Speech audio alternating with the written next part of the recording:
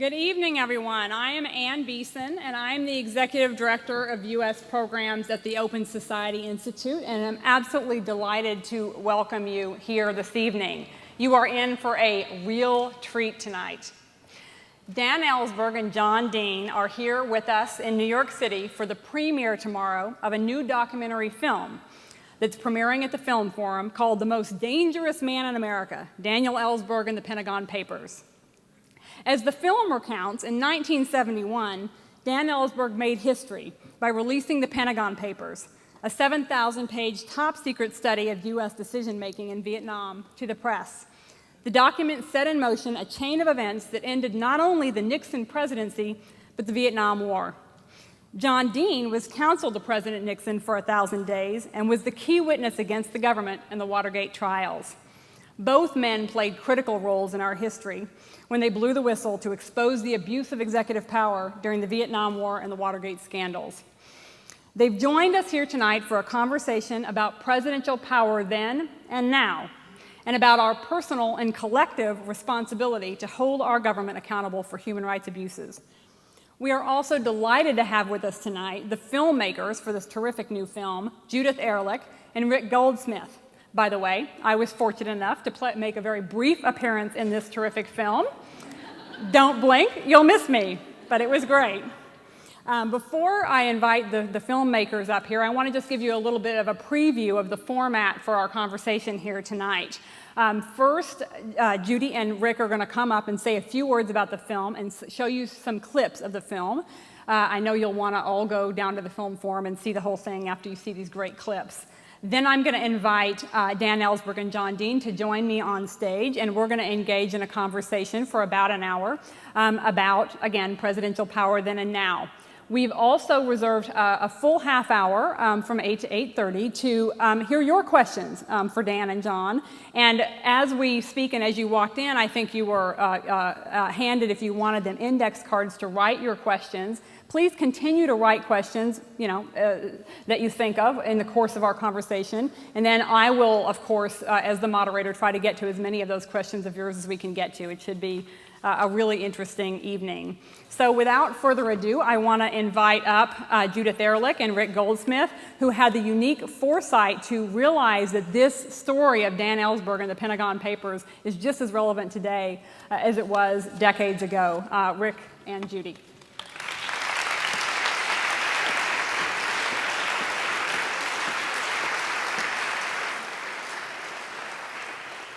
Thank you all for coming tonight. I want to really thank the Open Society Institute for putting on this wonderful evening, and particularly Anne and Nancy Cheng and Karen Fish, who did an incredible job. With just a very short conversation sort of evolved into this wonderful evening.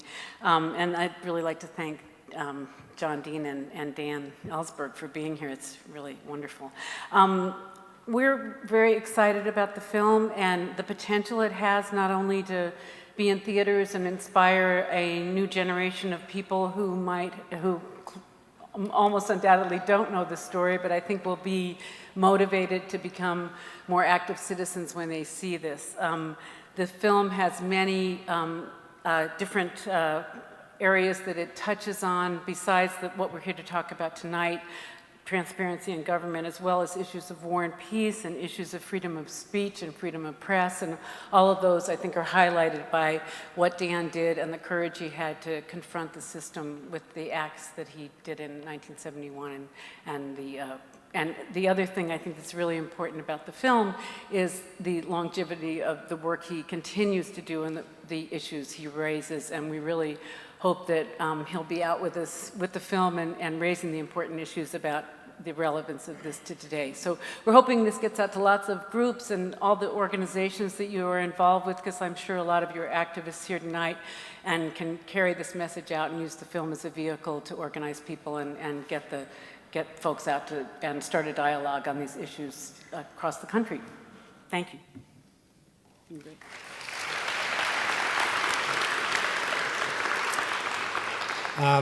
You are the first audience in the lower 48 to see, in a mass way, anything from the film. We just premiered at the Toronto Film Festival, which was very exciting for us. two screenings and a press screening, and there's going to be another screening there while we're gone. And we're opening, as Ann said, tomorrow at the Film Forum, and also in LA the week after that, so you can tell all your friends on the West Coast that it's going to be at the Monica Theater, which is actually 1 block away from the Rand Corporation, which some of you might know about. And Dan did a little bit of work there, I think.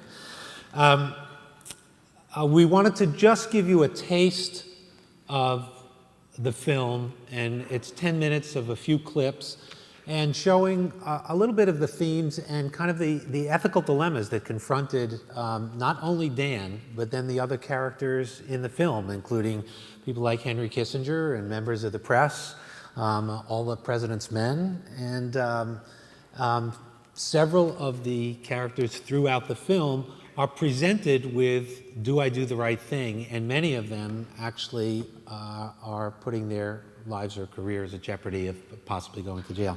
So we touch a little bit on that here.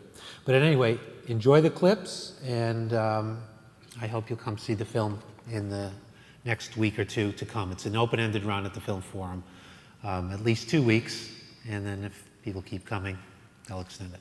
Thanks a lot.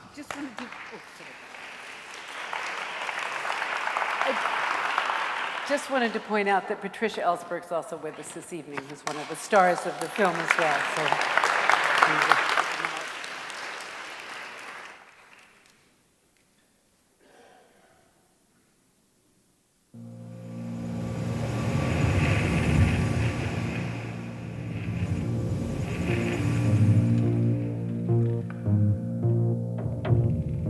It was the evening of October 1st, 1969, when I first smuggled several hundred pages of top-secret documents out of my safe at the Rand Corporation. The study contained 47 volumes, 7,000 pages. My plan was to Xerox the study and reveal the secret history of the Vietnam War to the American people. The FBI was trying to find out who gave the New York Times a copy of the Pentagon's secret study. Pow, like a thunderclap, you get the New York Times publishing the Pentagon Papers, and the country is panicking. This is an attack on the whole integrity of government. If whole file cabinets can be stolen and then made available to the press, you can't have orderly government anymore. I mean, it was just staggering. The raw, top secret, eyes-only documents. I think it is time in this country to quit making national heroes out of those who steal secrets and publish them in the newspaper. In the first year of marriage, we're talking about him going to prison for the rest of his life. Now, girls, forgive me concerned about the possibility of going to prison for this. We have a quick plan. Wouldn't you go to prison to tell some this war? We felt so strongly that we were dealing with a national security crisis. Henry Kissinger said that Dr. Daniel Ellsberg was the most dangerous man in America, and he had to be stopped.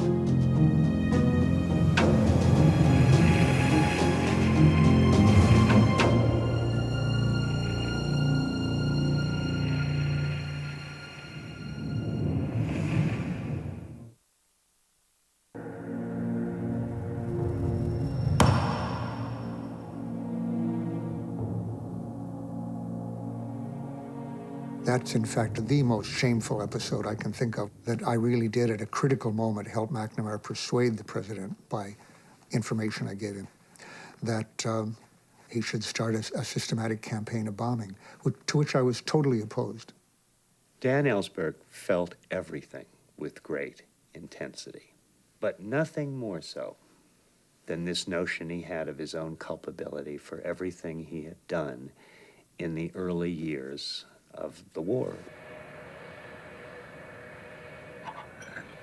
He had an important role in what became the most ridiculously disproportional bombing campaign in the history of the world.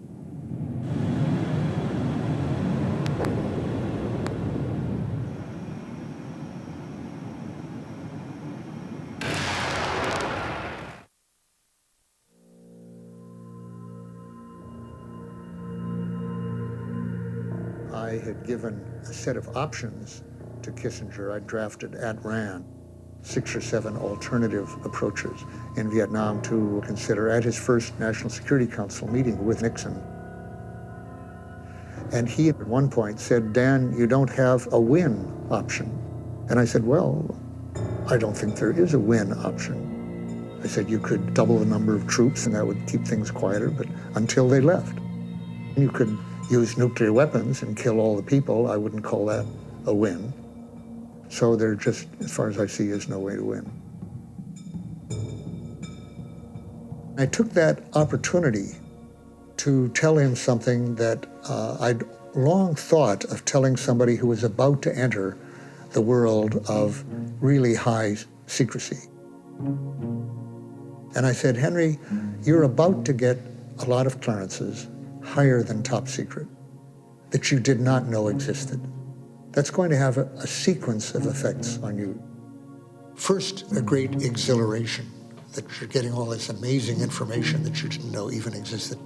And the next phase is you'll feel like a fool for not having known of any of this. But that won't last long. Very soon, you'll come to think that everyone else is foolish. What would this expert be telling me if he knew what I knew?" So in the end, you stop listening to them.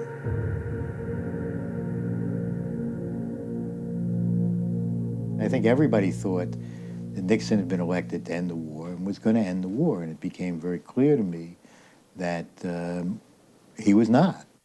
Mort Halpern was working for Kissinger in the White House. In the late summer of '69, Mort told me he's staying in and he's threatening escalation. For once, we've got to use the maximum power of this country against this shit-ass little country to win the war.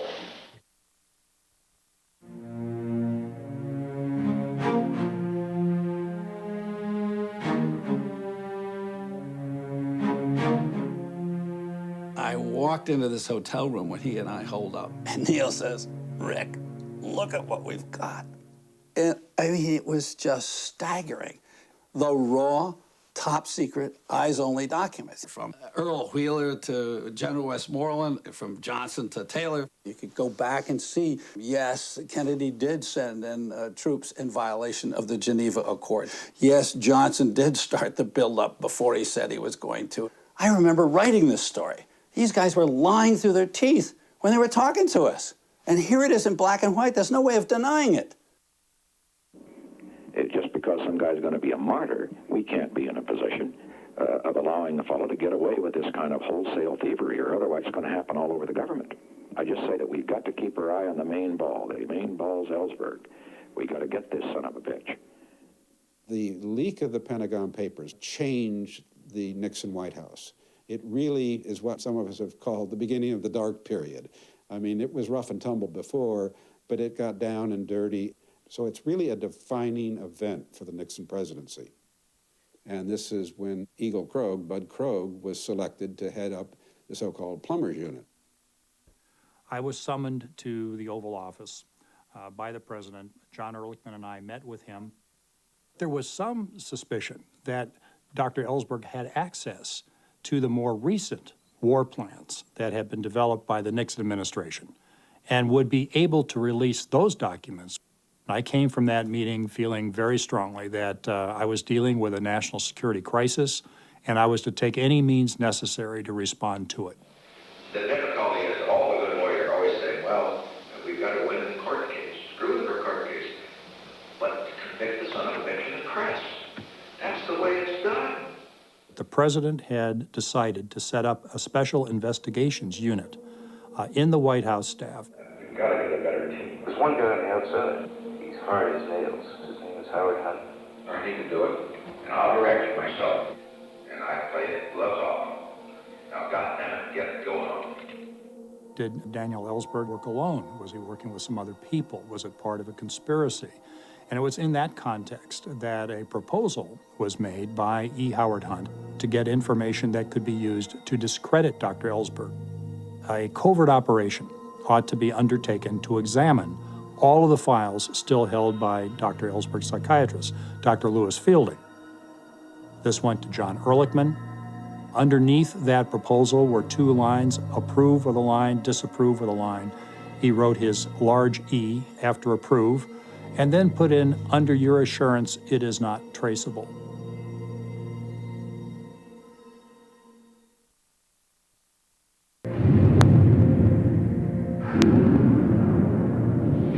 I still think we ought to take the dice off now. I think for that drown people got thrown down about 200 people.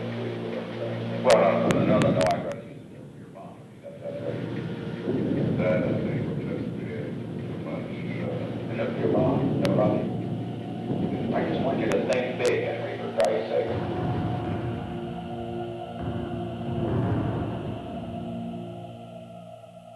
I remember speaking about a year ago and expressing the hope that we would end this war before we had dropped another 1 million tons of bombs on the Vietnamese. Well, that hope has been disappointed. We could never get into the paper the very fact that we had reported the bombing tonnage. They didn't even go so far as to say, the Ellsbergs have this funny habit in every daily press conference of saying, here's how many bombs we dropped last week. We've dropped another 200,000 tons of bombs on Indochina. That's 10 Hiroshimas, 1 Hiroshima a week. They never even mentioned we'd said it, let alone reflect on the fact that it was happening. When I knew we were going to bomb Vietnam forever, that was like bombing the neighborhood. The people there were more than pictures for me, and they were more than numbers.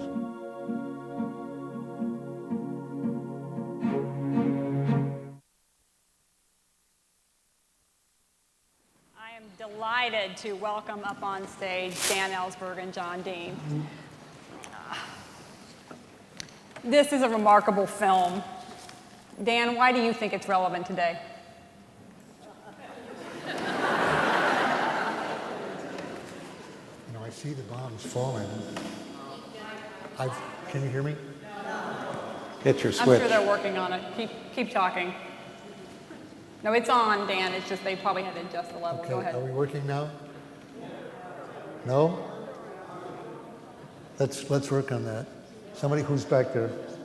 How about you? You better say something, John. I know small microphones pick up my voice very easily, Dan. I don't know about you.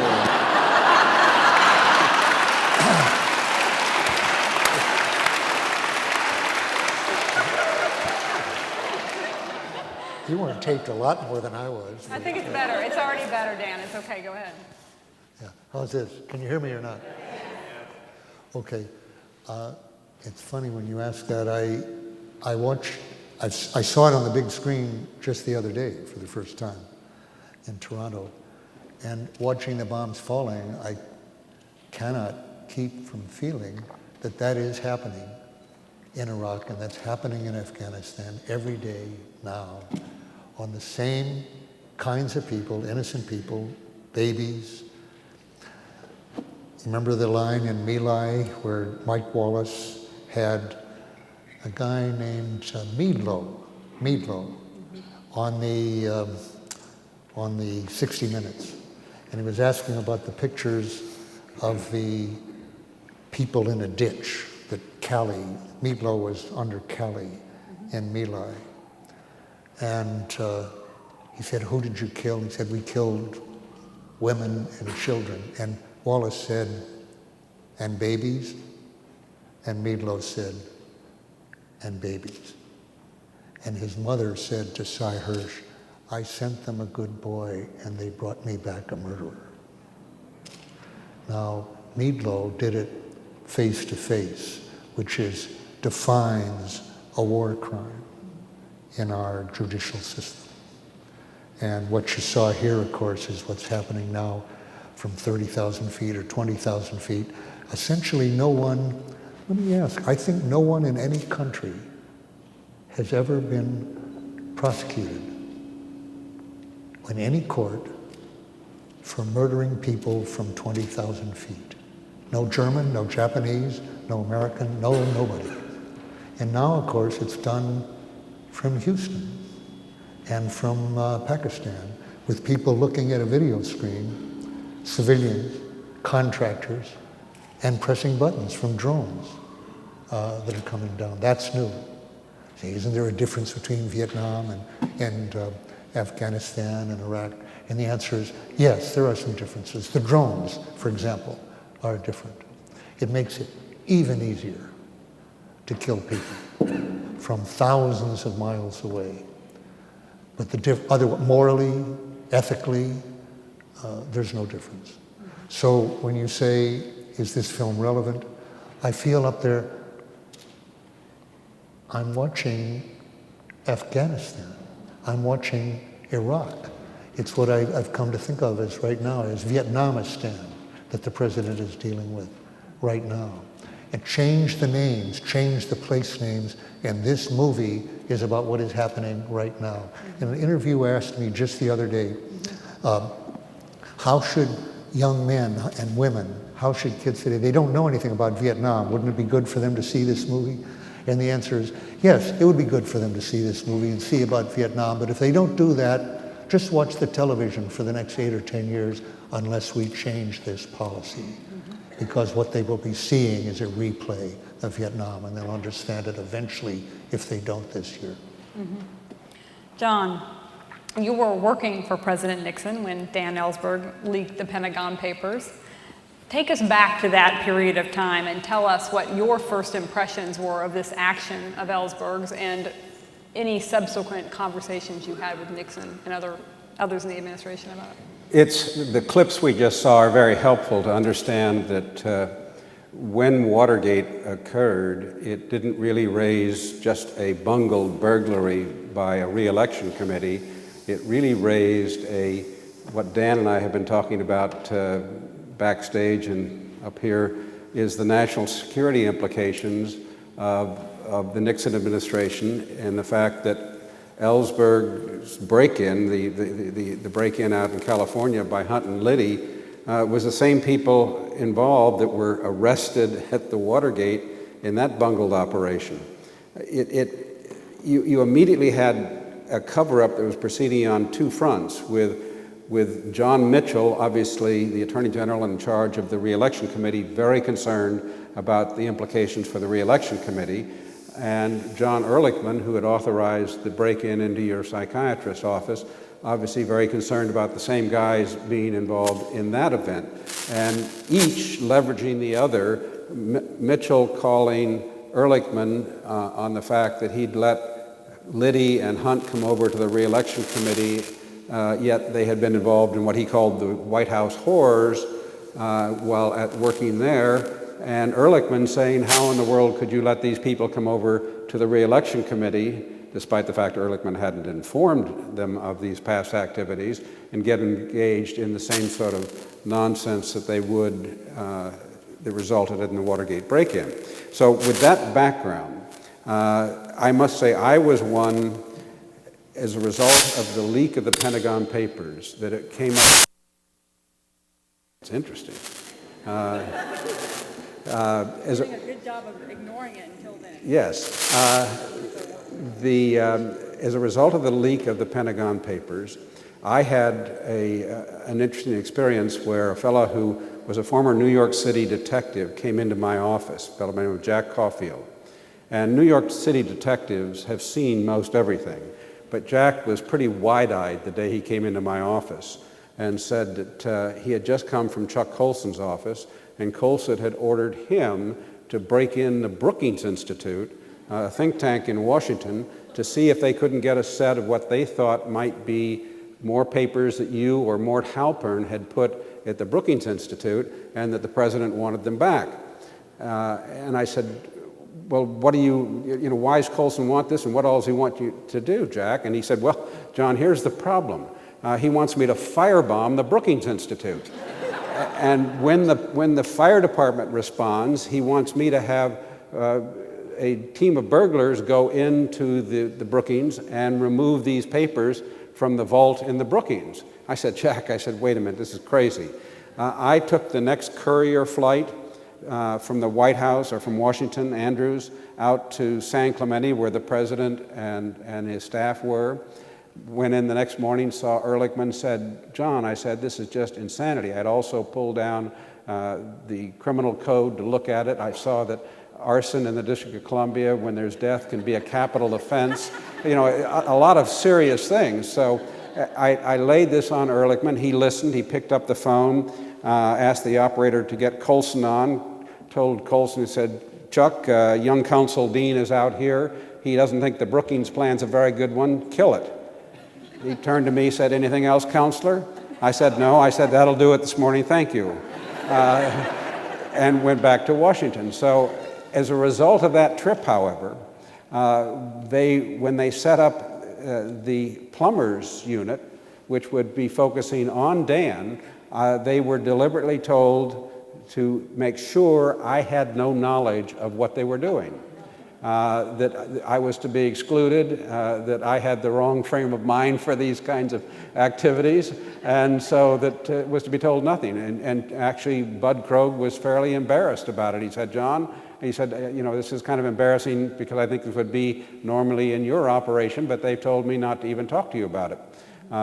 So I was unaware of much about Dan other than what I was reading in the newspapers. And by the time after that event, began smelling some rot in the White House. As I said in the clip, things did change when Dan leaked the papers. The dark side of the Nixon White House truly surfaced. And we've all, those of us who've talked about it in the years past, Alex Butterfield being one, Bud Krogh being another, several other people who want to intelligently look back on that period and say, what in the world and when in the world did it go so very wrong? And it was over the Pentagon Papers issue that it really heads to the dark side. Mm-hmm. So my first impression of Dan, by the time I'm following it, when I'm really getting privy to it, is here's not a man that we're prosecuting, here's a man we're persecuting. Mm-hmm. Mm-hmm. And had some empathy for him. Mm-hmm. Dan, as the film recounts, you began your career as a fervent Cold War supporter, and it took a number of years to turn you against the war. What was the tipping point in your personal decision to leak the Pentagon Papers? Well, you know, nearly everyone who went to Vietnam, and 3 million Americans went to Vietnam, soon learned that there was no chance of any kind of success given what we were doing. A lot of people retained, some of them to this day, the notion that there was a way to... Can you hear me or not? Yeah. Okay. A lot of people retained the idea there must have been a way for us to win. There was some other thing we could have been doing if we could have turned the government around, did the right counterinsurgency program, or as a lot of people thought, if we'd taken the gloves off of our bombing, you know, we said take the gloves off there, you know. And you notice, by the way, this was very useful, you may have seen in words quoted at the time when the tapes came out, Nixon saying, no, no, no, no, I'd rather use the nuclear bomb. But when you look at that, you don't know what mood he's saying that in. You know, it could be drunk, as he often was, actually, on the tapes, and later in the day. Or he could be in a fury or, you know, impulsive or something. But you may have noticed how matter-of-fact that was. He could you know, you could play it again. He said, trying to show Henry his manhood, which was always very important to him as well. Said, no, I've heard that tape, and, you know, no, no, no, no, I'd rather use the nuclear bomb. Got that, Henry? You know?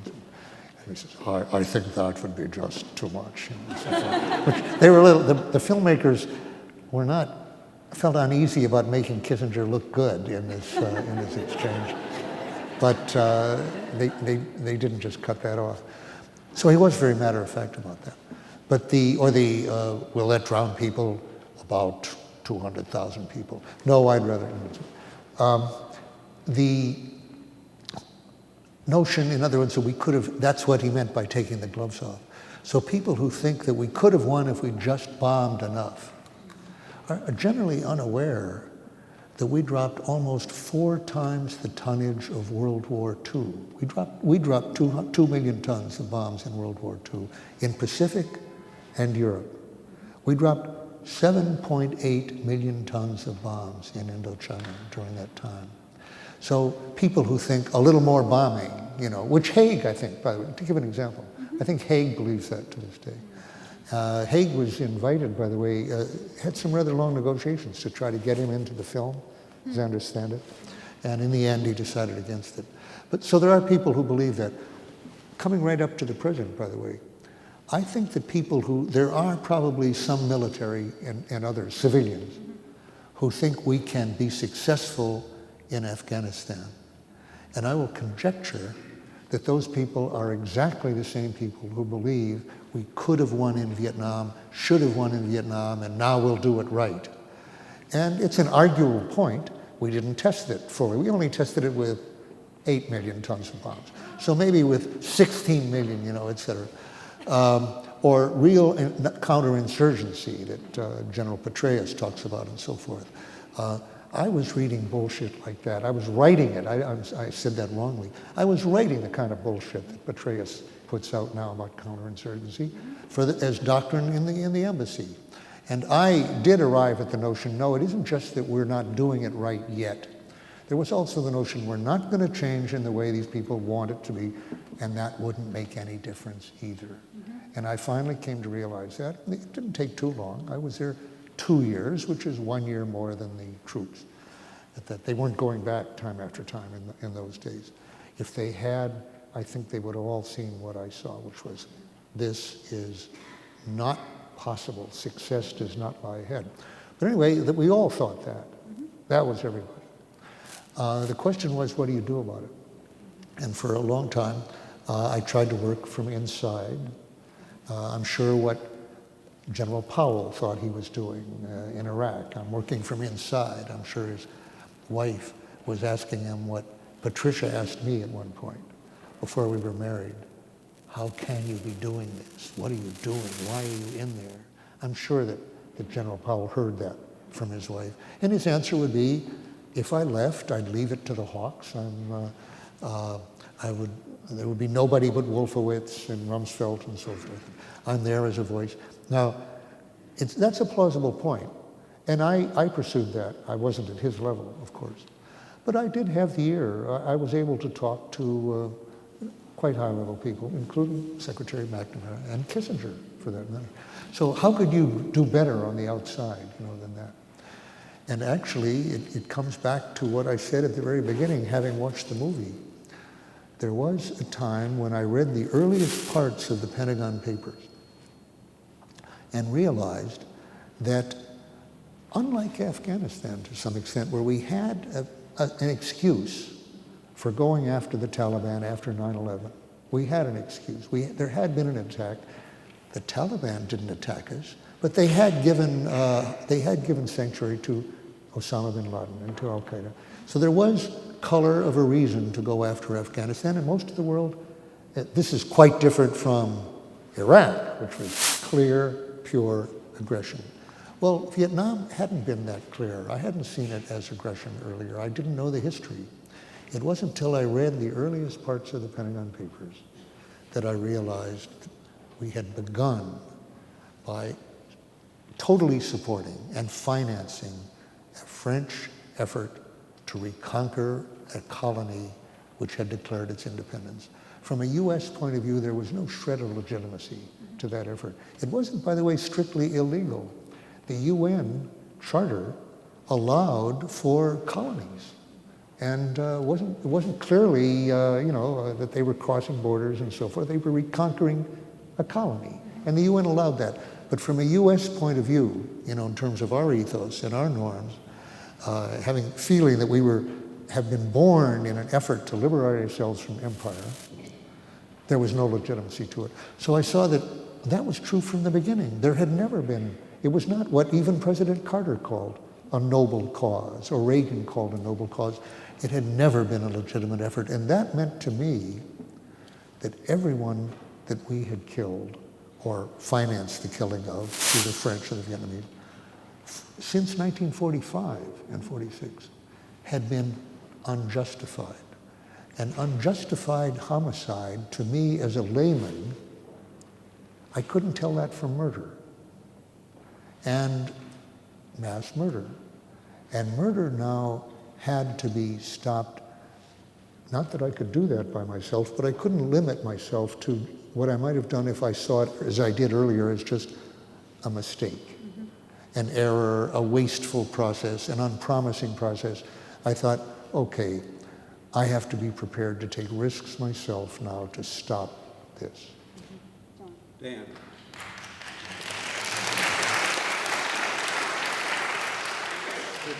Should we never get involved in this type of war, like Vietnam, like Afghanistan? Good question. I'm not a pacifist. I wasn't a pacifist then. I was a Marine officer, and I'm still not a pacifist. And there are still efforts, as in World War II, for example, which I feel where our participation was fully justified. And today, I was talking to somebody who, when I talk about how hopeless, I think the situation in Afghanistan is a question of killing people to no good end. It's not so much that, and I'm not a lawyer, and you can tell me more, I wouldn't say that our role in Afghanistan is clearly illegal, as our role in Iraq was in invading Iraq. But in terms of prudence, which is what you're asking, is it a good thing to do? I'm very impressed by the fact that it is, in my belief, totally infeasible to achieve any kind of success. What we can do is stay there as long as we are willing to pursue an escalating, bloody stalemate. And that could be decades. Presidents, after Obama, may choose to do that. I think that's a very unwise policy. But I was saying that this afternoon to a young man, an interviewer, and he was saying, well, never? Are you saying that you were against Iraq, you're against Vietnam? I said, no. There are times when an American occupation can pretty well call itself a success. Grenada was really just, whether it was a good idea, Grenada I think was illegal. There was a question was illegal, but we were able to handle that crime. We could bite that one off. And it's not totally a joke. I give Reagan credit for choosing Grenada to show his toughness and manhood rather than Lebanon.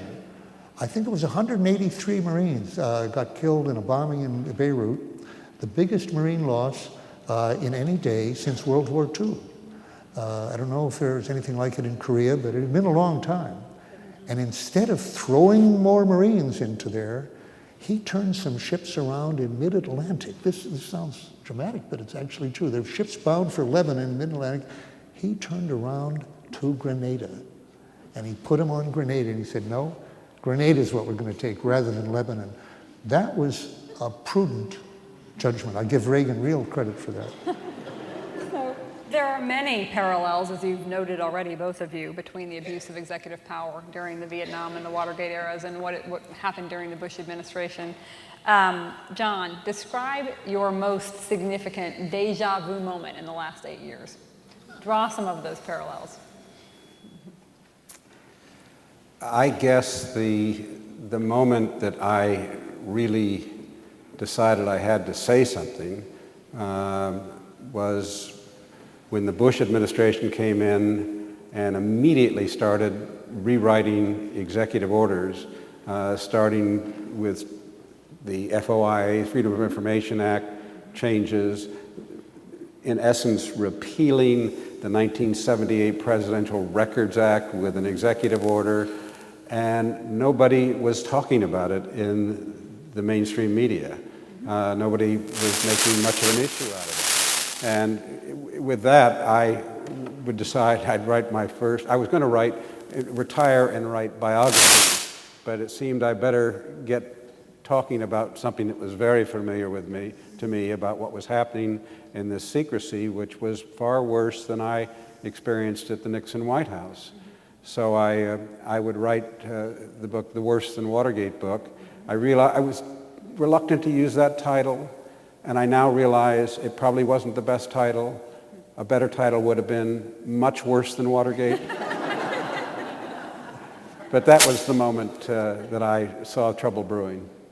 Dan, do you have a sort of particularly significant deja vu moment in looking at what the Bush administration was doing and thinking about your own experience?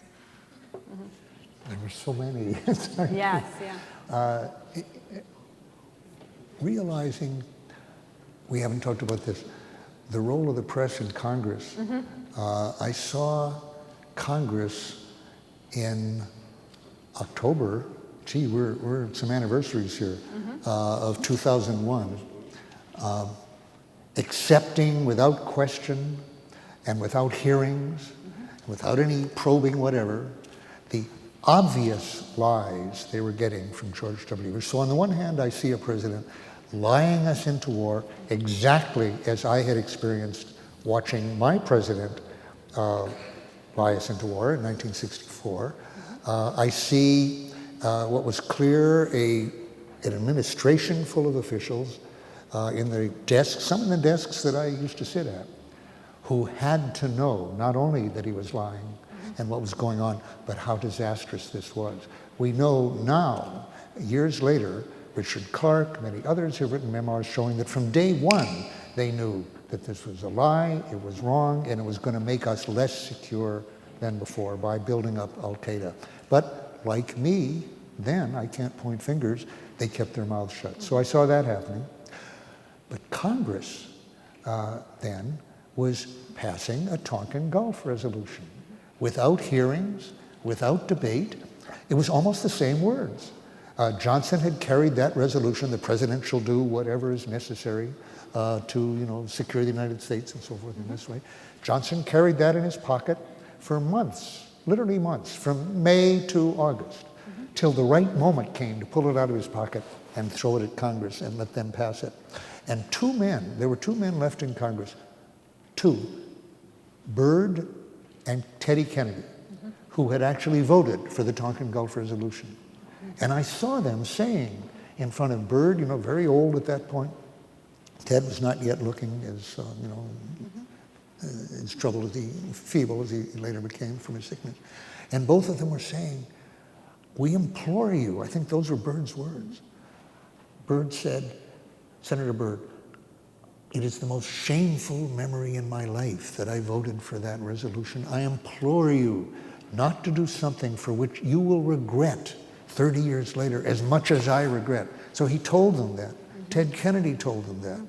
And they went ahead and did it. And I watched this happening, and that was a nightmare for me. That was a nightmare. After the Watergate scandal, a number of laws were passed in an attempt to curb the abuse of executive power. John, at what point did you realize that President Nixon had exceeded his power under the Constitution? I think this one's picking me up either, is it? It is. Yes, okay. I think probably the first moment that I realized that he was outside the boundaries of the Constitution was when I was asked to I had to fly to California to stop the bombing of the Brookings. This was clearly, exactly. I mean, firebombing is pushing national security even without a war resolution. There were little increments along the way. And the whole area of national security is so fuzzy. And what I'm really trying to get at, too, is, reflecting on that experience you had, is it even possible to sort of rein in executive power? What more could have been done that was done post-Watergate to... The question you asked was very interesting. The noises there Yes. interfered with them. What she was asking, and I'm interested to hear the answer too, when did you begin to feel, after the Caulfield and all that, this president is going too far? The reason I wanted to leave is I could smell the rot. I didn't like what I was being asked to do, didn't want to do what I was being asked to do, and so I, in essence, was tendering my resignation, which Haldeman refused to accept. I suspect in hindsight he wished he'd accepted my resignation, but he didn't at the time. Yeah. And so the question is, what more, is it endemic to all presidencies that executives are going to want the most expansive power, or is there something more that could have been done than was done post-Watergate and could be done now to rein in executive There's no power? question that presidents can be checked by the other branches, by the judicial branch, which by long tradition stays out of national security and actually has gotten into it more of late than they had in the prior presidents. They stayed out of Iran-Contra. They did get into our so-called war on terrorism. that check is the weakest check, the judicial check. The Congress, in the aftermath of Watergate, of course, didn't really take away presidential powers, it exerted its own powers. We witnessed a steady stream after Watergate, starting with the Reagan presidency, to try to peel back and intimidate the Congress from exercising its checks over the executive branch.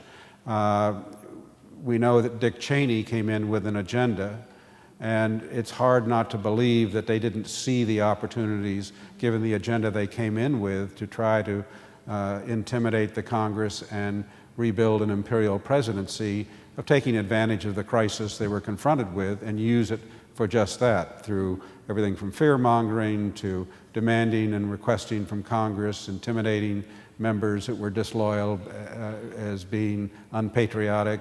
It went on and on. It's a story we all know.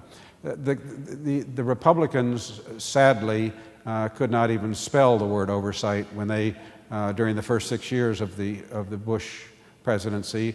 The Democrats, when they took over, decided not to exercise it, with a few exceptions. There were a few members who did. It is a troubling commentary that today oversight is nominal.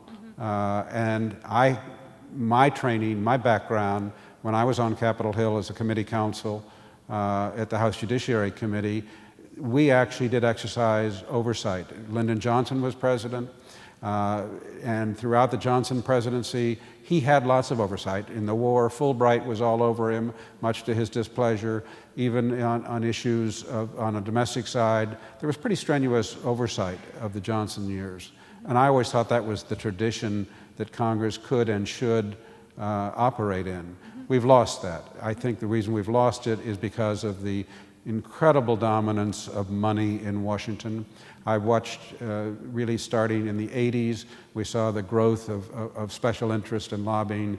To today, we have something like 420, 30, 40, 50, I hear different numbers, registered lobbyists per elected official, which is a pretty staggering number. Dan, do we need another church committee today? And what might we learn if there were another church committee? I think absolutely a church committee in Congress, if Congress had the guts to really pursue it. And they are standing up a little more right now on Afghanistan, very unexpectedly in the last week or two, in a way we have not seen for years, up against, particularly against a president of their own party. Neither party has done that. The church committee, which looked into intelligence, the intelligence community, you know, people remember the assassinations, they remember the CIA plots, the overthrows of government and so forth. And very often they don't remember one that's extremely relevant right now, that they looked at the NSA, the National Security Agency, which used to be literally, that was an agency when I came to Washington that no one would admit being in. They were instructed not to. I worked for the government. They used to say NSA stood for no such agency. And it was regarded as effectively the name was classified. And above all, what their work was. And if it ever got to what the work was, they say, well, we manufacture codes and we break codes, you know, all very foreign. What they did was communications intelligence. And it was supposedly focused, and pretty much the main effort was, of course, on the Soviet Union and on the satellites, but it was listening in on all making every phone conversation in overseas a party line that we were listening to and recording that. And that was a very big secret, how much we collected on that. Now, church then found such things as the fact that the NSA had, since World War II, with every president, had been collecting every overseas telegram that was sent over and reading all of our wire traffic. And then during the Vietnam War, under Johnson, they had been listening very broadly to American communications of every kind, just as CIA had been doing domestic operations, which was supposedly against their charter. So Church was really the father, although he didn't get it in until it came after he was in. But in about '78, they passed FISA, the Foreign Intelligence Surveillance Act, The idea, which came out of church and church community, and the idea was, it was really just legislating specifically the Fourth Amendment and applying it to electronic communications, which of course didn't exist at the time of the founders, but saying that you could not listen to Americans on domestic communications without a warrant. You had to have a court. So they have a special court, which is pretty close to what you could call a rubber stamp. They had something like 19,000 applications, and they modified 2 of them. So, but they did have a warrant. The idea was at least the judges would apply their. Now, we know, by the way, right now, of course, what Bush did from September 12th on was to bypass the secret FISA court that had been set up. And the law that was passed, basically I said pushed by church, was no listening on Americans without the approval of this court. There's no bypassing, no any other way to do that. Clear-cut violation of that law, just blatantly writing it off the books. They ignored it for reasons, by the way, that have never really been adequately explained. Since the court was so reliably going to give them the approval, we don't know to this day what is it they were and perhaps are doing that even the FISA court might not have approved of. We don't know the range of that. But let me get back to one point about church. He had a very arresting statement that I read years ago. It's in James Bamford's books about the National Security Agency. He's the one guy who's written a lot about NSA. And I came across this quote by Church on Meet the Press. And he said, "I have seen the capabilities of this agency abroad." And he said, if that capability is ever turned on the American people, it will mean there is no place to hide. He said, every communication, be a little more specific, paraphrase, every credit card, which wasn't a big thing when Church was writing, every fax didn't exist then, every internet didn't exist with Church. But he said, every telephone communication, every wire, everything will be in the hands of the government. And he said, and why would they want information like that? Let me go back to one earlier question. Why was it they were going into the plumbers, were going into my psychoanalyst office? Actually, the film doesn't only hints at this in something Krogh said, but Krogh, who's in charge of it, has explained it to me and the other plumbers have. They wanted information to blackmail me with from my psychoanalyst, things that I might have told my analyst that I wouldn't tell my wife or wouldn't tell anything else. Today it would be child abuse, then it would probably have been homosexuality. But get something on me that I didn't want out to keep me silent about what Nixon was doing. Beyond the Pentagon Papers, they wanted my silence. That's what Krogh said. So it was for blackmail. And I could give endless examples of how blackmail operates within the government. We have a situation right now where NSA has been empowered by Congress. After Bush did it without Congress and without the court, Congress raised their hands and they gave him that power. They wrote the Fourth Amendment out of existence. The NSA now has the ability to have all your communications, which is to say blackmail every member of Congress, every journalist, every source, every diplomat. If you don't want this out, it's the kind of thing J. Edgar Hoover did his best to have before the days of the internet and before the days of electronic. And here was what Church was saying. I don't believe you can have a democracy with the government having that kind of information. He said, I shudder to think, this is a slight paraphrase, I shudder to think of the day if that policy, and that's why he wrote FISA, ever gets turned without trammel on the American public. That is this is a direct quote, that is an abyss which I hope we never cross. Now, you were asking about the Bush administration. We read, thanks to the New York Times, in 2005, that they had crossed that abyss. NSA had been, all the wraps had been taken off. They were doing more than they ever had the ability to do before. Good for the Times.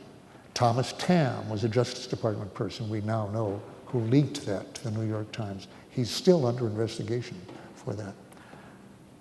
But the Times had that in October of 2004. before the election. We've forgotten now, but that election, whoever won it, but it was very close. And that information of total violation, blatant violation of the Fourth Amendment and domestic laws and the FISA law before the election could have changed enough votes to spare us 4 more years of George Bush. And the New York Times gave us those extra 4 years. But eventually they atoned to some degree by letting it out. At which point, Bush went to Congress and said, okay, legalize it. So they pretty much did, but on a provisional basis. They said only for a limited time. We'll do it with a shadow.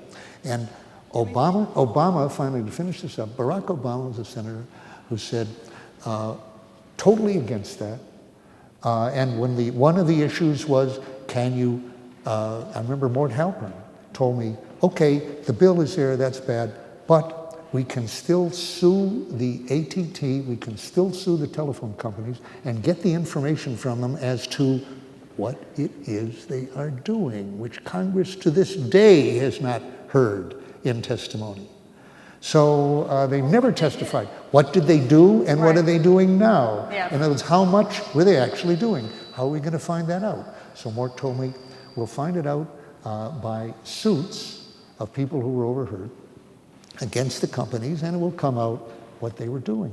So then the question was, no, there must be no suit. You've got to rule that out. So legislation comes by. Barack Obama is asked during the campaign, all the candidates are asked, how will you deal with that? He says, I will filibuster any such bill. I will filibuster any such bill, along with Feingold, who was especially carrying the ball on this, and several others. And then, when the time came, as a candidate, now he was already a candidate when he said that, but now getting close to the wire on this and going for independence and so forth, we hear Barack Obama saying, maybe not. And when the vote comes, he not only does not filibuster, he votes for closure on the filibuster, and he votes to support the bill that he said he would earlier testify. And that's where I got a clue as to how transparent the government was going to be under Barack Obama, who I voted for and campaigned for. But I was telling people as I did that, I say, I don't want McCain, do want Obama, vote for him, but not to give it all to him, because I said, I don't know any president who has ever eschewed the powers that have been bequeathed to him by his predecessor. Maybe John is the historian here, and give me an example. You might have one.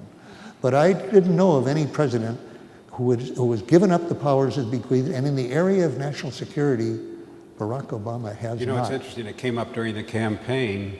I only recall one candidate being asked what to do about this excessive amount of power that's been accumulated by Bush and Cheney. And it came up with Hillary Clinton.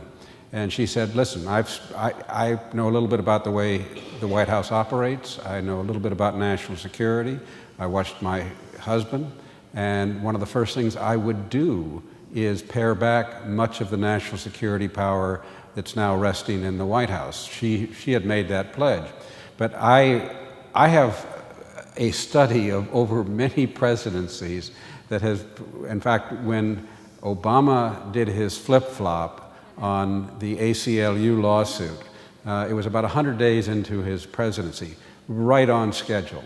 What happens, it takes about 100 days for the entrenched bureaucracy, of which the largest is the national security community, when you have the Defense Department, the State Department, now Homeland Security. Every department and agency has fairly large national security contingencies.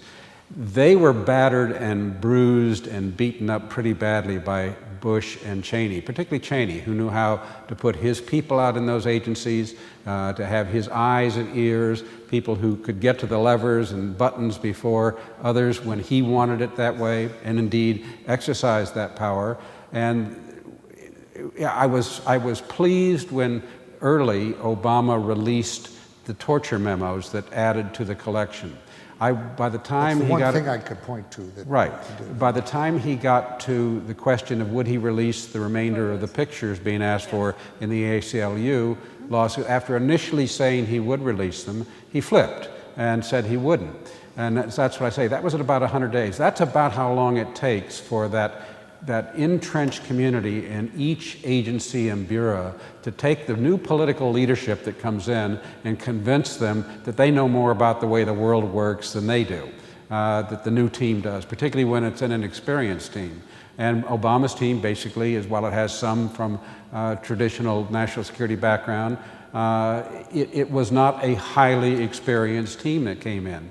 And so when he was told that yes, one or more of these pictures might indeed affect American troops, he did 180. Now, it might have also have the opposite effect. We may see that effect yet because we don't know what the courts are going to do with this case, that the United States may be praised for releasing these pictures, and it may have no adverse effect at all. But of course, as the ACLU well now knows, in the supplemental brief just filed a few days ago, they're claiming one of the broadest interpretations of the Freedom of Information Act based on an amendment by no less than former Assistant Attorney General in charge of the Office of Legal Counsel by the name of Antonin Scalia, who added a provision saying that if this would affect a person adversely, then it's a justification not to release information under the Freedom of Information Act. So we know how Scalia is going to vote on this, and probably bring at least 4 or 5 other votes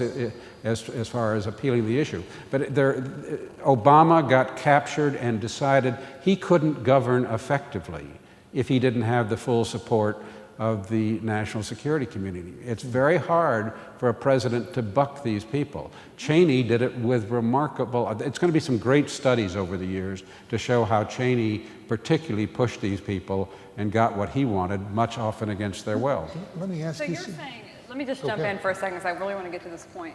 You're saying we shouldn't be surprised, both of you are saying this, that Obama has moved in the direction of past presidents and wanting to retain some level of, of ambiguity regarding his level of executive power. The question is, then it turns back on us, frankly, and the public and the people in this room. We have to mobilize the public. What more is it going to take to mobilize the public to demand accountability, to demand Obama to support a campaign for accountability? It unfortunately takes a crisis, a serious crisis of some kind, an incident. I don't know what it might be. Dan's situation, had it happened even in a more compressed example in a modern time, would be an example. An abusive prosecution against somebody trying to reveal information that he thought was better for the country and show the absurd things we keep secret.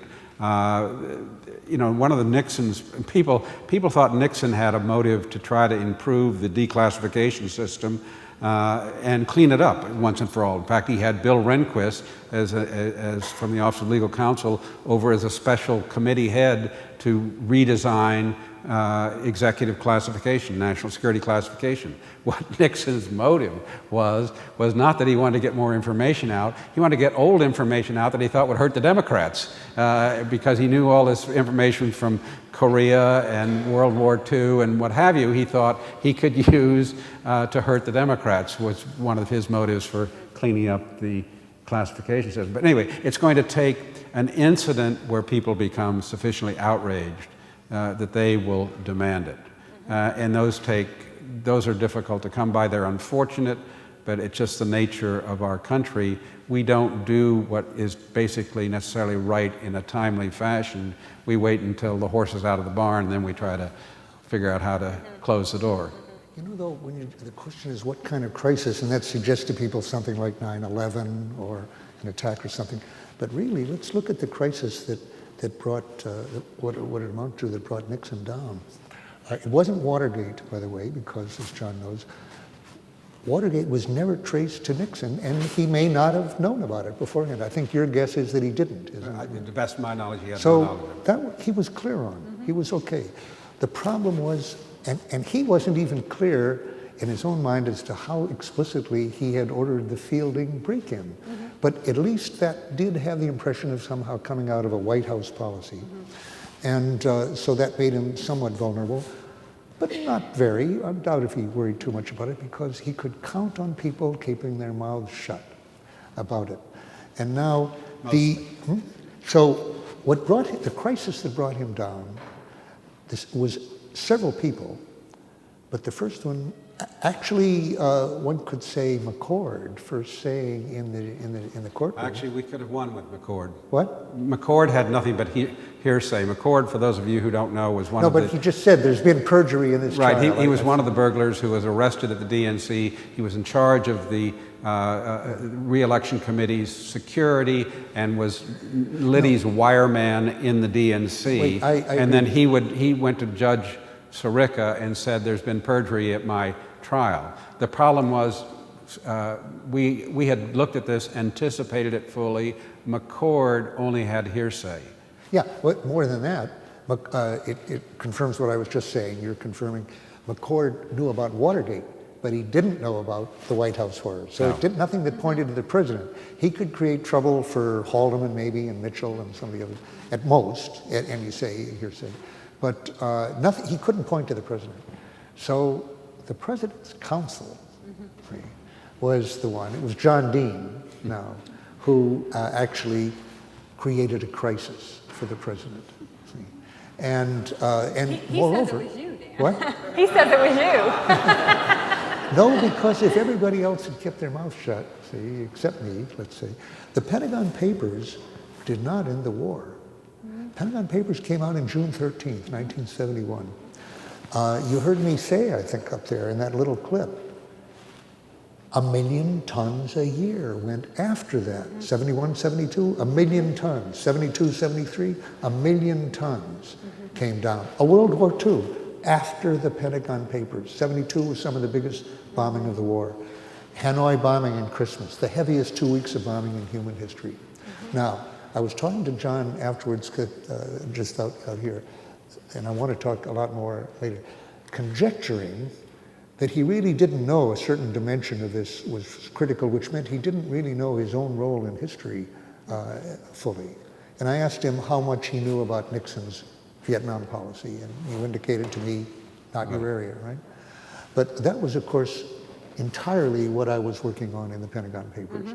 Right or wrong, it was my belief that Nixon was making threats and had policies that would expand the war, even though I was sure he didn't believe it would expand the war. He thought the threats would succeed and the other guys would quit. So he meant what he said, I'll end the war quickly. He expected it ended in 1969. I thought he wouldn't. I thought the threats will not succeed. I felt quite sure of that. And then what was more conjectural, he'll carry them out. I had read the Pentagon Papers, I'd studied presidential behavior enough. I thought, this man, not because he's unusual, once he's made those threats, will feel he has to carry them out, and he will carry them out. And that means the war will get longer and bigger.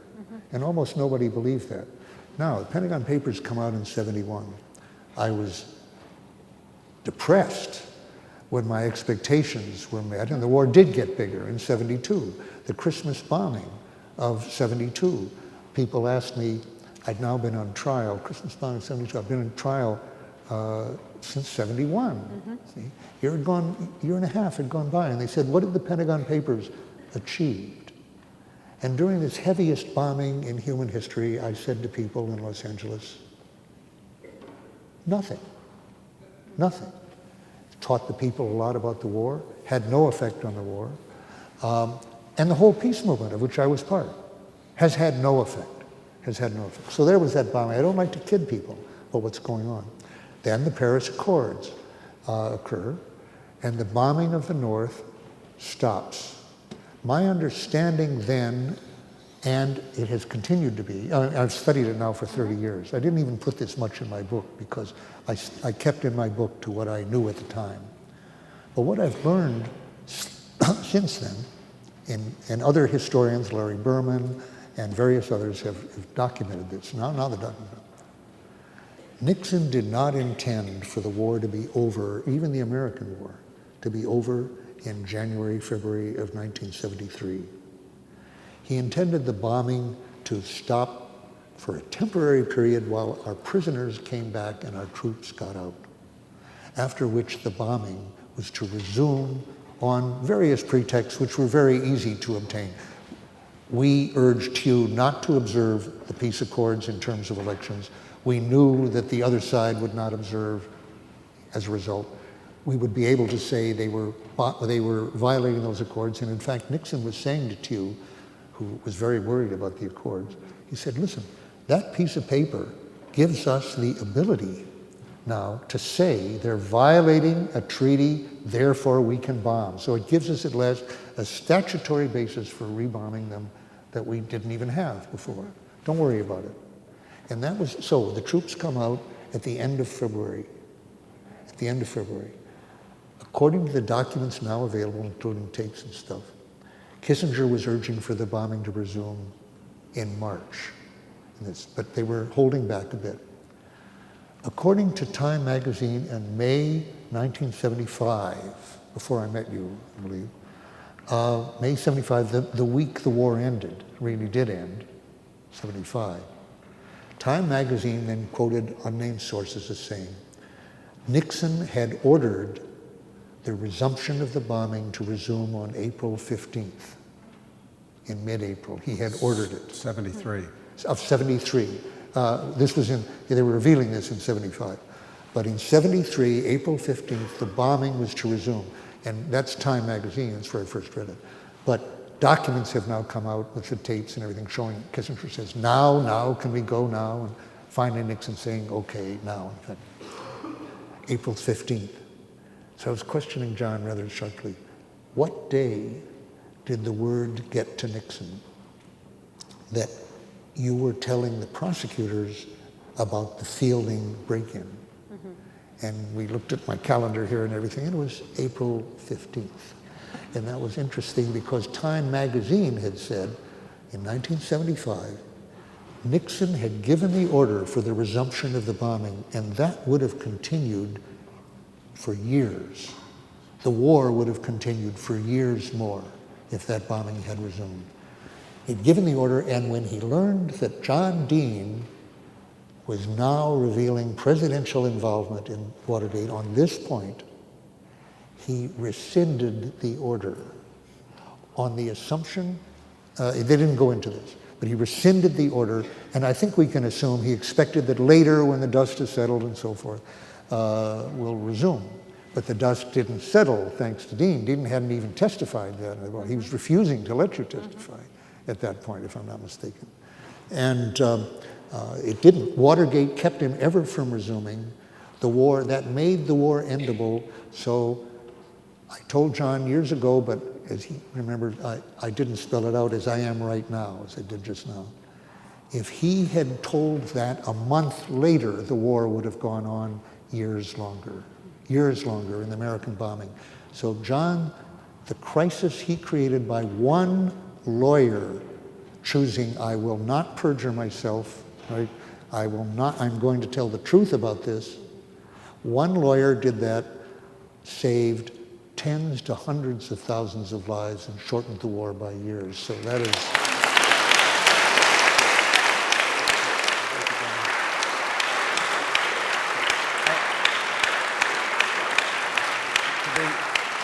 Obviously, at the time, I was unaware of all this, and I was really trying to save one person.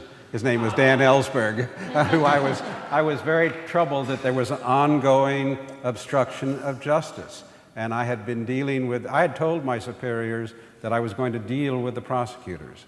And as I have written in Blind Ambition, and afterward I added recently in republishing that book, that I thought it was naive at the time, but I thought by breaking rank and coming forward, it would force my colleagues to do likewise.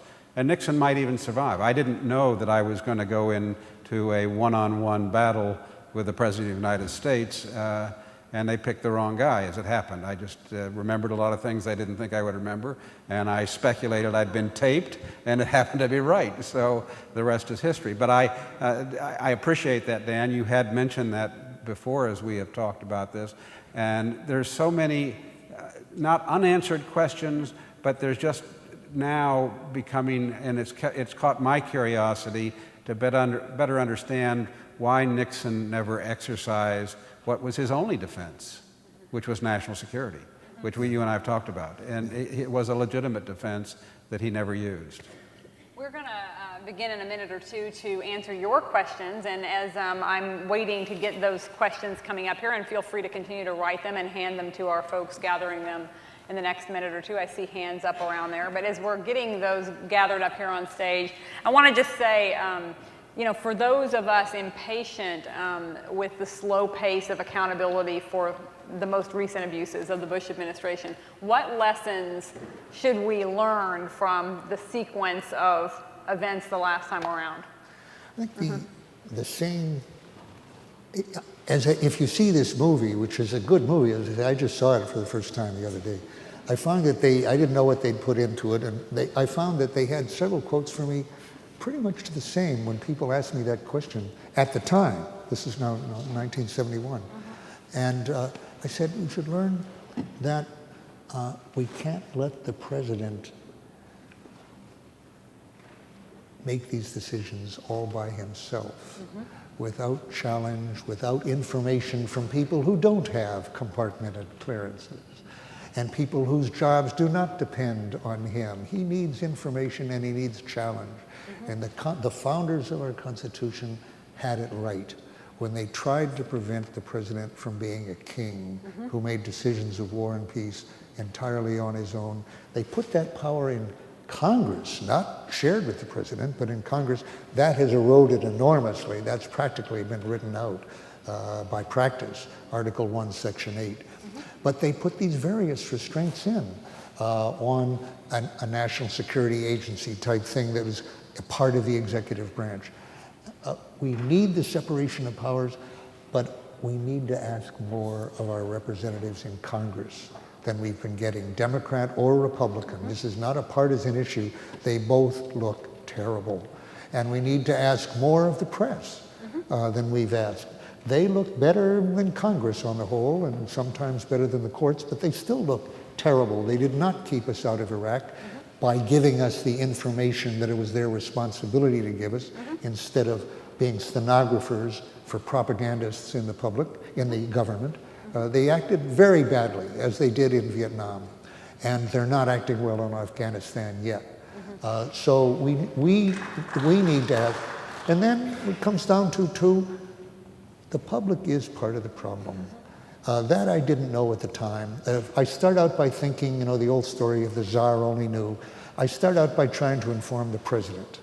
Turns out, when I read the papers, the president knew. He knew what I had to tell him. All right, so if only the Congress knew. So I give the papers to Congress, and they don't want to put them out because it'll get him in trouble with the president.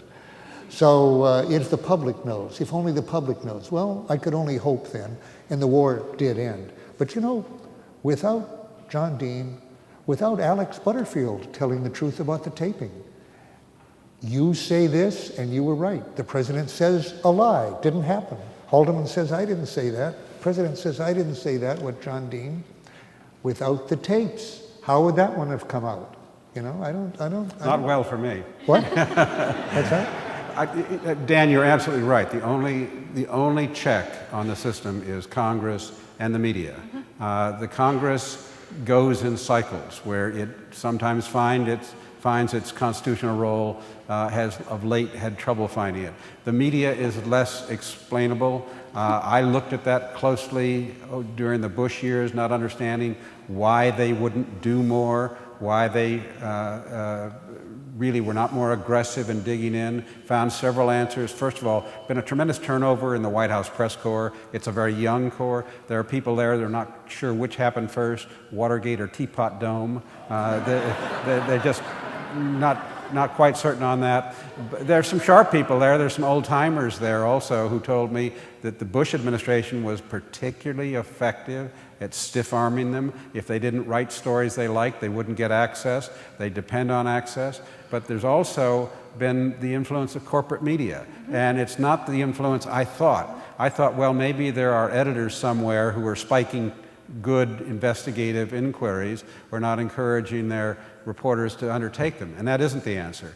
In talking to so many of these reporters, and particularly writing books, they said, you know, Bob Woodward writes books like you do, John. He's got time to develop this sort of thing. We don't. Our platter is so full from our editorial assignments each day, we couldn't do an investigative dig on any of this material. We just don't have time, and they've cut the newsrooms back to bare bones because these corporations are so bottom line oriented that they have to, or if they're going to survive, and some aren't even surviving at that. So we're in obviously a transition in the media.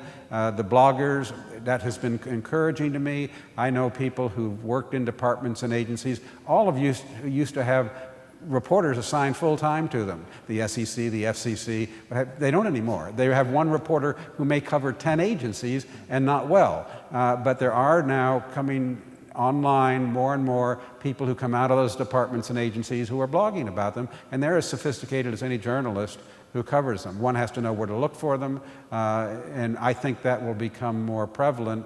It is a different type of journalism. It's maybe better, maybe not as good. We don't know, but we're in a transition. But I see that the press in this transition is having a lot of trouble keeping a watchful eye as the fourth estate on Washington. Well, you know, you and I, we talk to audiences, though, and there are people who come to hear us, and generally they're friendly and are in the same ballpark here. And there's a very strong instinct, you know, when you're talking to people. This isn't nearly as much fun as a healthcare town hall. What's that? Well, there's a tendency always to say, you know, yeah, it's the problem is Congress, the problem is the press and whatnot.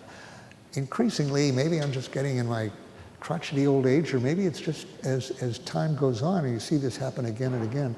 What I said before, I don't want to pass over too lightly. The public is part of the problem, just as Congress is. And you know, this is a country, and this is no joke.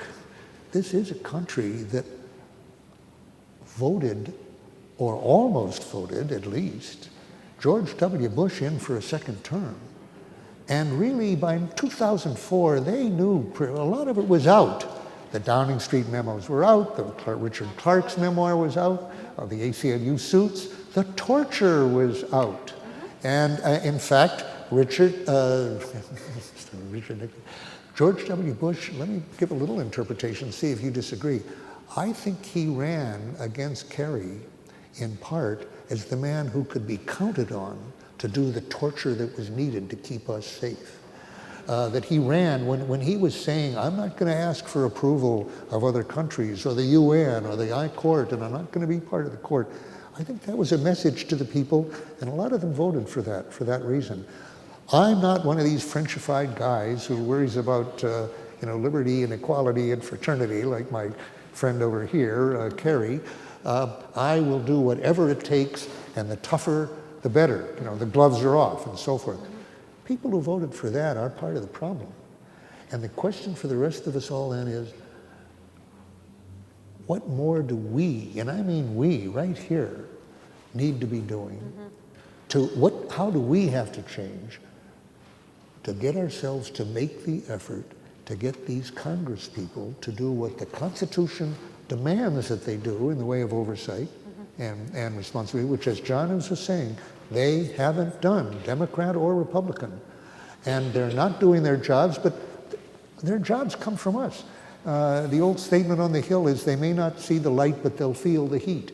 We haven't been giving them heat. We haven't been telling them, you'll be fired if you don't start doing the job the Constitution calls them to do. Exactly. Let's get to some of these terrific questions from our audience.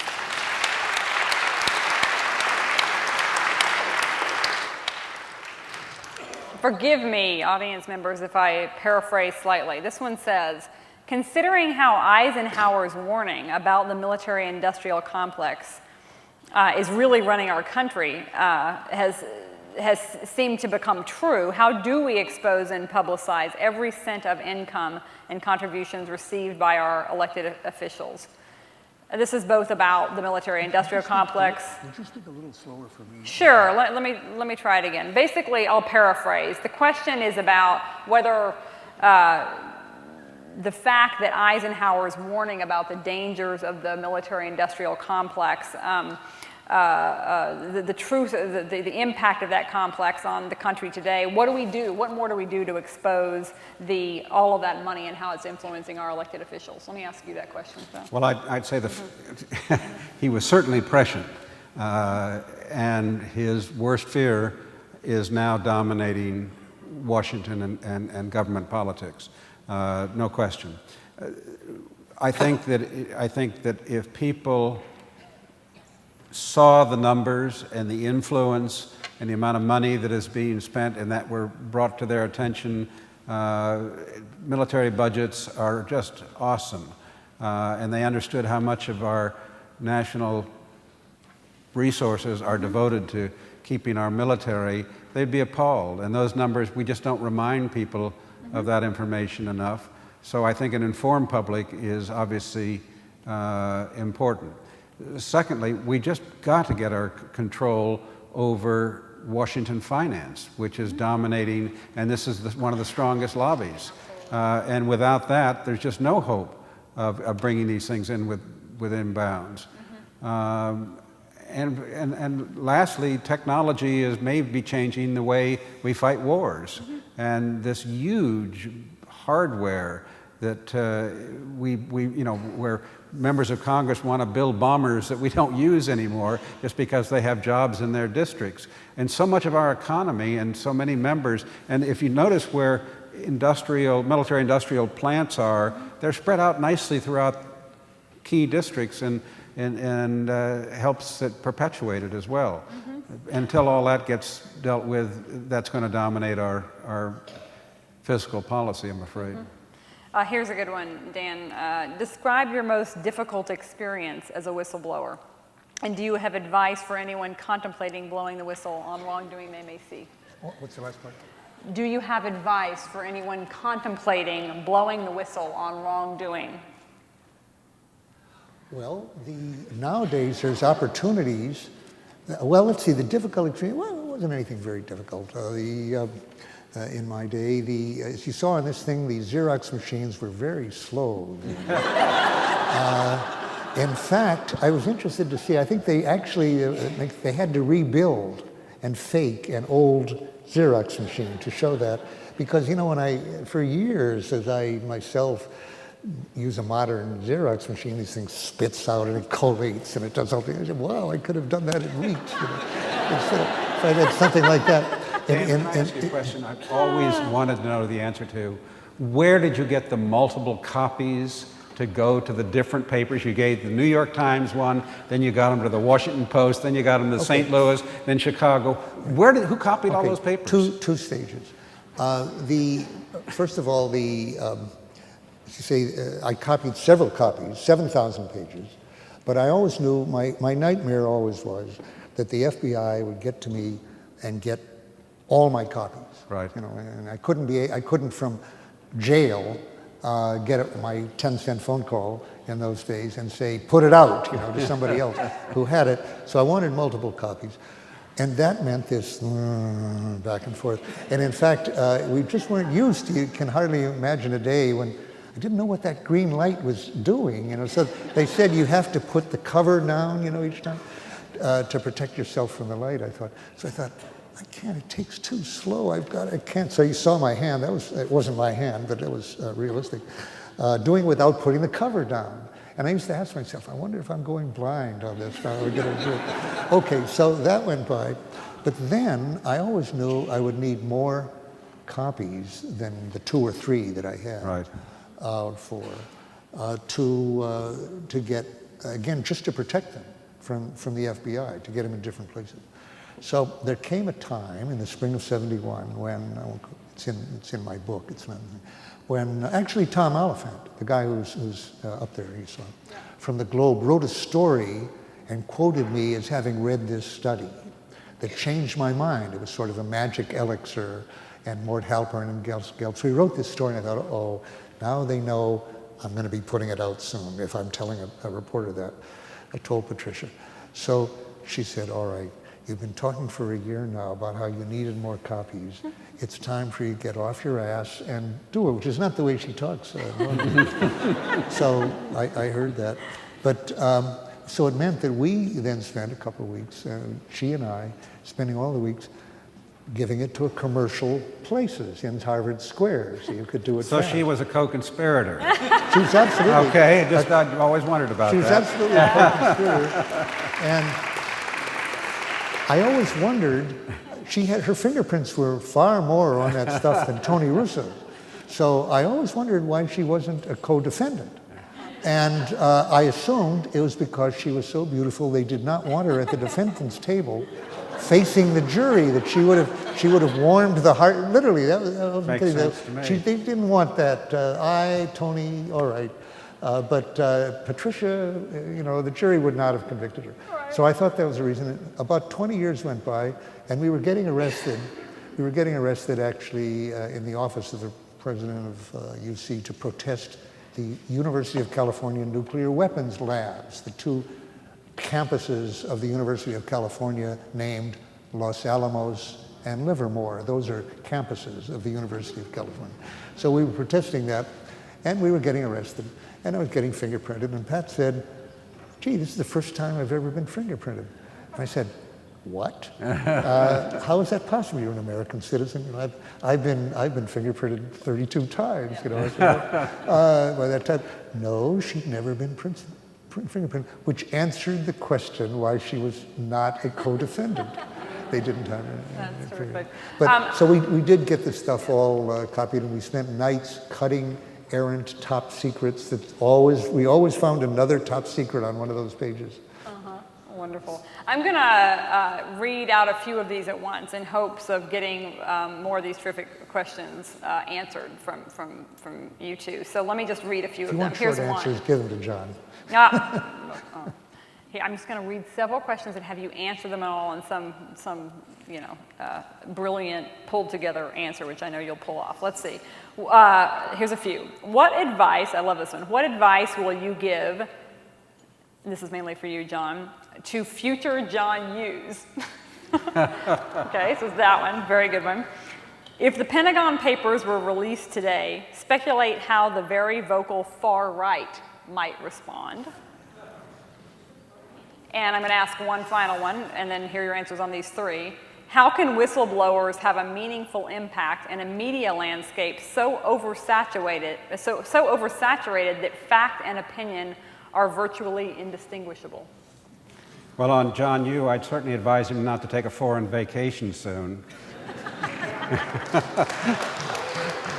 But also, he seemed to miss some rather key Supreme Court rulings when he made his own opinions, which, given his background and academic credentials, certainly is suspect.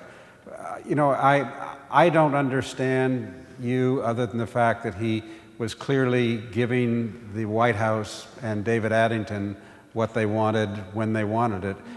They knew what he'd written before. Most of the stuff that ended up in those legal opinions I found in law journal articles he'd been writing for years. The most distressing thing about Yu's work was his intellectual dishonesty to me, where he takes quotes from people, misrepresents what they've said, takes it out of context. In fact, in one book I did called Broken Government, it was so offensive that I added an appendix to the back just so people could see a good sampling of this man's work and what he does. So I don't think we've heard the last of that, and we will probably know more about his actions in the future. Well, how would the far right respond to a release of something like the Pentagon Papers today? Hard for me to get into the mind of the far right, actually. So I'll watch and see how they respond to what I'm doing right now, which is putting out on, and this is an answer to your question about whistleblowing right now. I started and then I got sidetracked. There are opportunities now, of course, on the internet that just didn't exist, of course, in my day. So undoubtedly, if I doubted and I waited for the New York Times to put it out, and I waited for months before they could do it. I can tell you how the far right would have responded. Where was the nuclear option? What? Where was the nuclear option? Why wasn't it on the table earlier? You mean, are you really asking that question? I think that's where they would respond. Okay, I'll tell you what happened. Actually, on that, Newsweek said when they broke the story to some extent of a study that they're referring to, the options study. They didn't associate me with it. They said it covered everything from A to Z, from extrication to nuclear war. That was not true. The options that I put in, somebody at RAND said, shouldn't we include the possibility of using nuclear weapons? Which, by the way, Eisenhower had advised Johnson to do, and which, as we know, Nixon did come around to discussing later on. And I said, we were doing this essentially staff work for Kissinger, and I was in charge of it. And I said, I will not be associated with any set of options that says that nuclear weapons in Vietnam are among the options. If that's going to go, I will have nothing to do with it, and I advised the RAND Corporation to have nothing to do with any such thing. So the options that he actually gave the president did not include the possibility. That's right. Henry wrote a book called Nuclear Weapons and Foreign Policy. Nuclear Weapons and Foreign Policy. He was an old hand. But you mentioned, so on the question very practically of whistleblowing, if I were doing that today, obviously, I would try the New York Times. And if they withheld, as they did, by the way, on the NSA stuff, if they held up to that for a year, I really have a question in my mind. The people who passed that on and so forth, how could they wait a year and wait for it to come out and let the election go on? And they know it's illegal, they know it's unconstitutional, and they let a year go by before the Times does it. Why didn't they go to 17 other newspapers the way I did? But of course, they certainly had the option of going to their computers and putting it out. And that's what, of course, I would, and that's what I'm doing at this moment. On my website, www.ellsberg.net, that's not hard to remember, ellsberg.net, and also on Bob Scheer's website, one of the few investigative journalists left in the country. Truthdig. Yeah, truthdig.com. I am putting out information on the horrors of our nuclear planning over the years, which I knew at the time and which I wish I had copied at the time. And if I had the documents, I'd be putting those out. But as it is, if you look at that, I am putting out information, much of which I'm sure is still stamped top secret. It shouldn't be. I should have put it out at the time, but I'm sure that information I will be putting out in this series is still top secret. And we'll put an interesting little exercise to the Justice Department. Do they want to go on with their pretense Maybe that they they'll get the Espionage Act of 1917 active yet. Who knows? Well, we'll see. Don't give him any ideas. We'll see. And what about the media saturation point? And John, just to sort of ask it a slightly different way, was the media a better watchdog during the Watergate era? It wasn't at first. It became a watchdog. If you look at the chronology of Watergate, the break-in occurs on June 17th of 1972. The New York Times had a reporter on it for a matter of hours and then dropped the story. The Washington Post puts two very junior reporters, Woodward and Bernstein, on it. It's their first big story. The rest of the country, 2 weeks ago I did 2 programs with George McGovern, who is now 87 years of age and just as sharp as can be. We had a lot of fun. I've known the senator for years now, and we just had a whole lot of fun with the program. But anyway, he couldn't get any reporters, as much as he tried, to cover the story that he knew was an important story throughout that 72 campaign. So it was not until April of 73, when the Watergate cover-up fell apart of its own weight, that the national media began paying attention to it.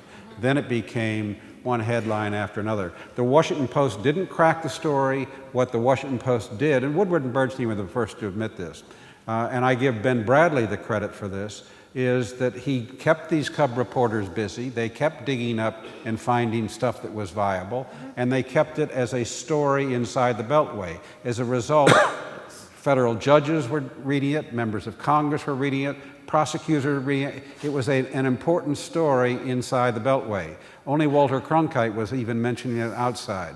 So the press totally mentioned. And post-Watergate, the press is vigilant for a decade or more, up until Bush-Cheney. And with Bush-Cheney, by then, the changes I'm talking about, the corporate concentrations have come about. and the media has lost its impact. So there is a period post-Watergate up till Bush-Cheney that you have a very vigilant press. I wouldn't put it that long, if I can disagree. Remember, the whole question of the October surprise under Reagan hasn't really been resolved yet. But Iran-Contra was not broken by the American press. It was broken by a leak in a Beirut newspaper. Right, but they covered it once it was broken. Then they did get into it. I mean, once the story got out there. But people ask me right now, and we started with this question: what is the film timely? Yeah, the film is timely. I would like it seen. I'm asking the directors right now on Capitol Hill, right now, by staffers and by journalists who might be encouraged in this crucial month before Obama has committed himself to what all the leaks indicate he is inclined to do, and that is to send the next 10,000 or 20,000 or 40,000. But there is enough dissent we've learned about from leaks that there is a split there if people weigh in on it and if the press come in on it. So there is a chance, I think, for influencing policy. I think this film has the chance to put a little spine in some congressmen, first their staffers, to get their congresspeople in it, and maybe some journalists and some sources in the government who can see, I think the main thing they can see, it can help. It can make a difference. It's not true that little you, couldn't possibly do anything that would compensate for the real risks that you would take. But people do ask, I've seen this over and over, even where are the Dan Ellsbergs today? Well, how about asking, where are the John Deans today? The government was filled with lawyers who believed the torture and the NSA was flatly illegal, criminal, unconstitutional, and which one did what John Dean did? Sit in front of Congress and tell the truth and take on the executive branch of his own party. So I wish it weren't as uncommon as it is.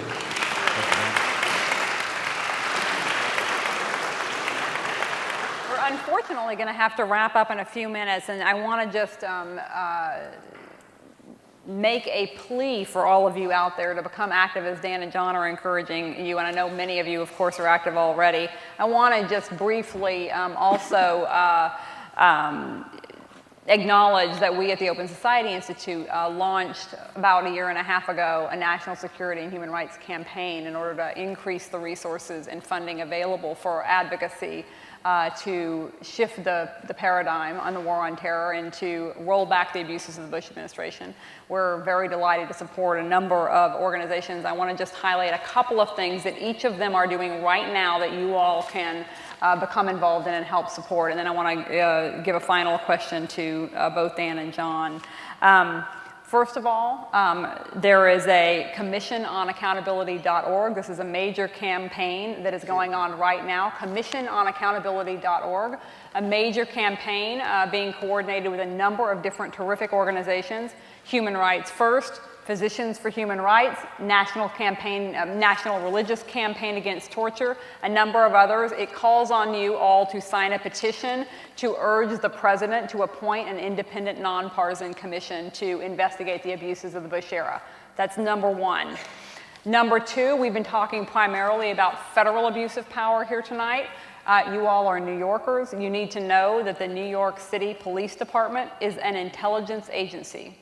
And the NYCLU is here, and I'm delighted that a number of NYCLU representatives are here tonight. They have been involved for many years in trying to ensure that the police do not create a surveillance society for you all here in New York City. I encourage all of you to go to their website and find out what more you can do to prevent the establishment of this surveillance society here in Manhattan.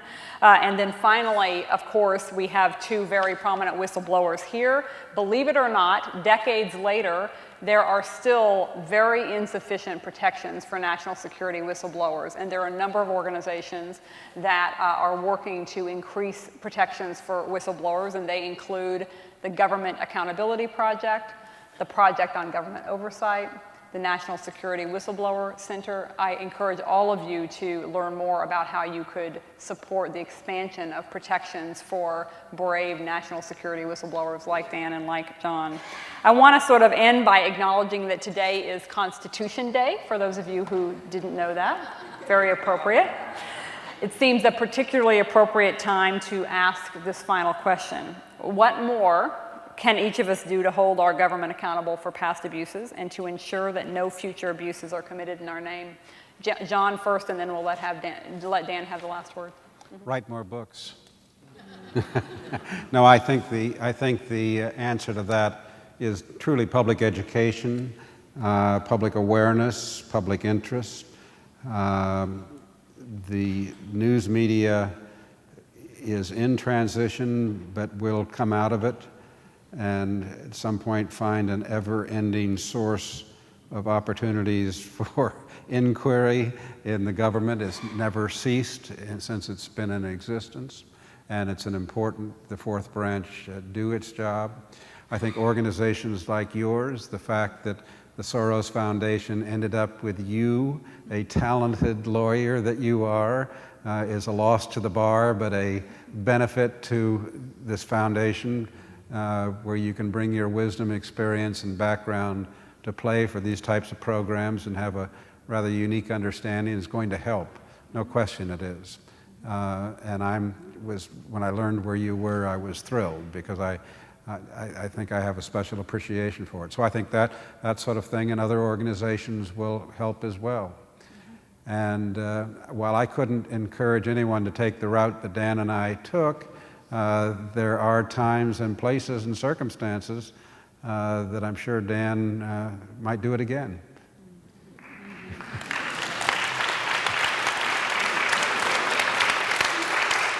Okay. I'll have to ask you more what you mean when you say you wouldn't encourage anyone to take the route that I took. The route that we took had great risks for each of us, and we knew that. And in your case, taking on the executive branch of the U.S. government, like that, as you did, is a very dangerous, risky thing for everybody. And I would guess that people come up to you a lot and thank you for your courage. Am I wrong? So, and it does take courage. However, the stakes are very enormous. So, although I never tell, and I can hardly imagine telling a given person, you should give up your clearance, you should risk prosecution, you should do this. First of all, I wouldn't know what they have to tell.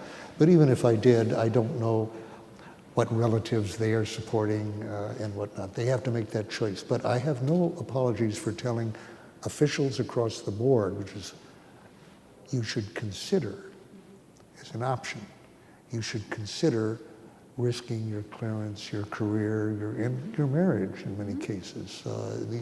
The stakes are great. If you believe, if you know, as thousands know at any given time, that what is happening, what is planned, what is being told is far more dangerous than the public knows, is criminal perhaps, is deceptive and so forth, you should consider telling the truth and saving lives even at the cost of your own security.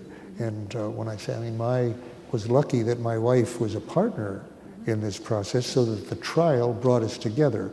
But that is not the normal, that's not the normal situation. I'm very happy that your marriage has survived all that you had to go through very well. But as you know, that's the unusual thing. The truth is that marriages are put under very great strain by this. Ours is exceptional here. So you have to accept that and consider that where vast numbers of lives are at stake, it certainly can help to save them if you are willing to take the risks in your own life. And that, I come back to where I started. We're talking this month and next month, because Obama has not yet decided what it was predicted that he would decide, to go for an open-ended commitment in this. So there is something to work with to avert that. In my opinion, it's of the greatest importance, and I'll end with one last practical thought. I noticed that in your own commission, Sarah, and what was it again? Say it again. Commission, it's Commissiononaccountability.org. That's one word, commissiononaccountability.org. If I had a pen, I'd write it down right now, or I would. I'll write it down. I will forget it, but commissiononaccountability.org. Now, I noticed you said a petition to the president, and I want to add one thing to that. I think something to learn from the shortcomings of the anti-war movement that ended the Vietnam War after 10 years. That wasn't the best possible performance. I think there was insufficient focus on Congress and getting Congress to do what they can do to rein in, and on the press. The press really gave a free ride. On the internet right now, you can really be very well informed, even from the mainstream press. If you read something like commondreams.org or antiwar.com, it gives you a spread. You'll get a story from this paper and a story from that paper, and altogether, you'll do much better than any one paper. It's possible to go to your local papers, such as the New York Times, your local paper here, and say, how come the St. Louis Post-Dispatch has had a whole series on this and you haven't mentioned it, you know? And how come that it's possible to do that now? How do you explain that this is being totally ignored? How come you didn't serve as a megaphone at all for the people who were saying that Bernie Madoff was running a Ponzi scheme? Well, this guy was screaming at the top of his lungs. How much did it get? It didn't get to the SEC didn't work on it. But what about other people? So when you were asking John earlier about the military-industrial complex, what we're seeing this year is the insurance companies part of the military-industrial complex? Is Goldman Sachs? Well, they're interlocked. But it's not just the military-industrial complex. The pressures that the government is under, the president is under, come from these powerful interest groups that are not challenged by the corporate media. And we can demand that they do better than they've done.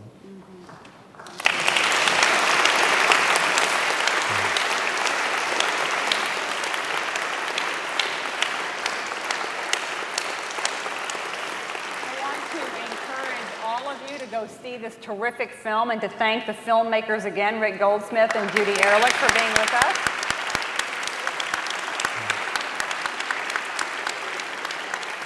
It is a real personal honor for me to be up on the stage with these two American heroes, and I want you to thank them for being here with us tonight.